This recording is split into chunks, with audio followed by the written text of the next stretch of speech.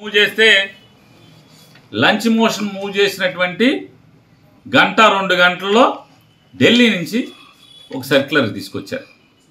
ఏమని ఈయన క్లారిఫికేషన్ రాశాడంట, నేను పలానా మెమో ద్వారా సంతకం లేకపోతే కింద డిజిగ్నేషన్ రాయకపోయినా స్టాంప్ లేకపోయినా చెల్లుబాటు చేయండి అని చెప్పి నేను సర్క్యులర్ ఇచ్చాను, దీని మీద నాకు క్లారిఫికేషన్ ఇవ్వండి అని చెప్పని ముఖేష్ కుమార్ మీనా ఢిల్లీకి రాస్తాడు. ఢిల్లీ నుంచి ఆగమేఘాల మీద వెంటనే బ్రహ్మాండంగా బేసిక్గా సంతకాలు ఏం లేకపోయినా కూడా మీరు చేసేయండి అంటాడు. ఒక ఆంధ్రప్రదేశ్కే, భారతదేశంలో మిగతా 28 రాష్ట్రాలకి లేదు ఈ వెసులుబాటు. కేంద్ర ఎన్నికల సంఘం కూడా ఒక్క భారతదేశంలో ఆంధ్ర రాష్ట్రానికి మాత్రమే ఈ వెసులుబాటు. ఉద్యోగం చేస్తున్నాం, ఎన్నికల నిర్వహణ ఇది, నిష్పక్షపాతంగా ఒక జడ్జి కన్నా గొప్పగా పనిచేయాలి, ప్రమాణం చేశామే అనేటువంటి ఈషన్ మాత్రం ఆలోచన కానీ స్పృహ కానీ కూర్చున్న కుర్చీకి ఆ ధర్మాన్ని నిలబెట్టడం కానీ లేని పరిస్థితిలో వీళ్ళు ఈ రకంగా బాధ్యతలను నిర్వర్తించడం. ఎవడేమనుకుంటే మనకేంటి,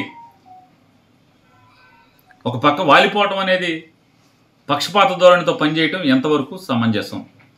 అంటే రూల్స్ అమెండ్ చేయలేదు అంటే పీపుల్స్ రిప్రజెంటేషన్ యాక్ట్లో చట్టంలో లేదు, పొందుపరచబడిన రూల్స్లో లేదు, కానీ ఆంధ్రప్రదేశ్ రాష్ట్రానికి ఒక్కదానికే మాత్రం ఈ వెసులుబాటు ఇస్తారు.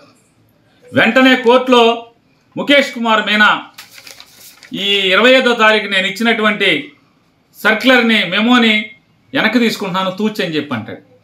ఇవాళ సాయంత్రం నేను అంటే తప్పు చేశాననే కదా, నేను తప్పు చేశాను, తొందరపాటు పడిపోయాను, వాలిపోయాను, ఒక పక్కకి వెనక్కి తీసుకుంటున్నాను అని చెప్పని కోర్టుకు సబ్మిట్ చేస్తాడు. అందుకోసమే మళ్ళీ వీళ్ళు ఏదో ఒక ఎత్తుగడ రాజకీయాల్లో వైకుంఠపాళిలాగా ఎత్తు లేకుండా ఏదో చదరంగంలాగా ఎన్నికల కమిషన్లో పనిచేసేటువంటి ఉద్యోగస్తులు కూడా ఈ రకంగా చదరంగంలో పావులు కదిపినట్టుగా కదిపే పరిస్థితి లేకుండా మళ్ళీ వెంటనే మోడిఫైడ్ లంచ్ మోషన్ని మేము మోడిఫై చేసుకోవడం జరిగింది.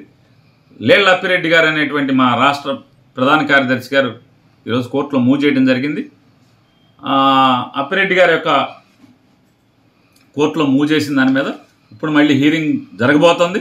ఈ కేంద్ర ఎన్నికల సంఘం ఇచ్చినటువంటి ఈ ముఖేష్ కుమార్ మీనా ఇచ్చినటువంటి circular number 5369 elections dated 25th of May 2024 ఈ సర్క్యులర్ని ఆయన విత్డ్రా చేసుకున్నాడు.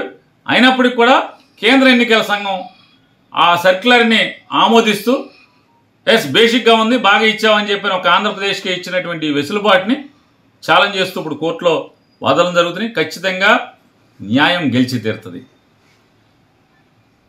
చంద్రబాబు నాయుడు, భారతీయ జనతా పార్టీ ఎన్ని కుయుక్తులు పన్నినా, ఎన్ని ఎన్నికల్ని చట్టాలని వాళ్ళ చుట్టాలుగా చేసుకున్నప్పటికి కూడా, అంటే ఈ ఒప్పందాలు ఈ కూటములు దేనికంటే ఇట్లాంటి తప్పుడు పనుల కోసమే. ఖచ్చితంగా మేము న్యాయస్థానంలో న్యాయం పొంది తీరుతాం, ధర్మం గెలుస్తుంది. ముఖేష్ కుమార్ మీనా గారు వెనక్కి తీసుకున్నాడు, ఖచ్చితంగా ఢిల్లీ కూడా ఈ కాగితాన్ని వెనక్కి తీసుకునే వరకు కూడా మేము పోరాటం చేస్తాం.